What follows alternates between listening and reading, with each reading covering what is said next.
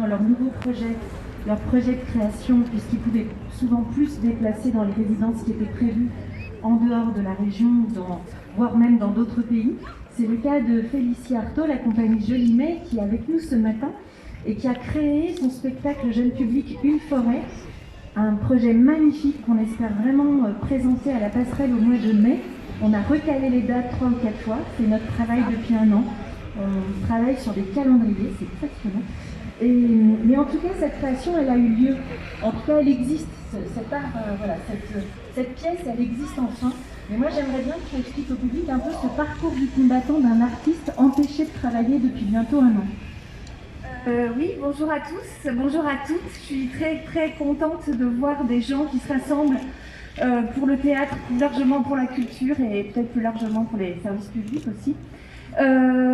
Oui, en tant qu'artiste, on a tous vécu ça, un parcours complètement fou de déplacement, de répétition, de changement de planning. Alors moi, il se trouvait que je travaillais en plus, j'avais eu la bonne idée de travailler avec des comédiens d'ici, français, et des comédiens belges, et que sans arrêt, les changements de frontières, les déplacements en frontières, les déplacements tout court étaient problématiques, et en fait on devait créer un spectacle qui devait répéter pendant le mois de mars à mai, et qui a pris de plein fouet le premier confinement, qui a été entièrement reprogrammé et qui a suivi de plein fouet le second confinement pour après subir toutes les annulations de représentation. Donc la tournée a été entièrement annulée, mais ce qui s'est passé aussi de très fort pendant cette création, c'est que beaucoup de lieux, dont le TNS,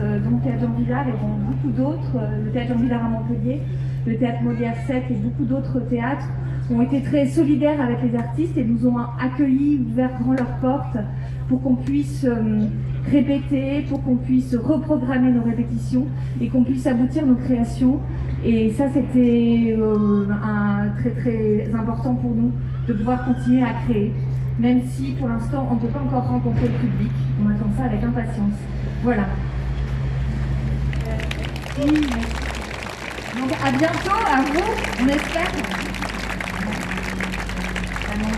Et ce spectacle Une forêt, dès qu'on peut le jouer, on a des dates calées en mai de mémoire, dès qu'on peut le jouer, bien sûr vous le retrouverez sur le site. Et je veux que vous veniez découvrir cette création parce qu'elle interroge la question de la différence et comment on se construit tout au long de sa vie d'enfant, et ce passage aussi à l'âge adulte. Enfin, c'est un très très beau projet avec des comédiens hors pair et une super metteuse en scène. Donc il faut vraiment qu'on arrive à vous le montrer, c'est le but.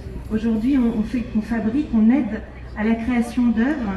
On les met presque comme dans un freezer, j'ai envie de dire, un congélateur depuis bientôt un an, et on ne peut pas vous les montrer. Du coup, on perd tout le sens de notre travail. Et c'est ça, retrouver ce sens qui est important. Je sais qu'il y a d'autres artistes que j'ai vus, alors ils sont peut-être plus timides, mais il y a Benjamin Trichat de la compagnie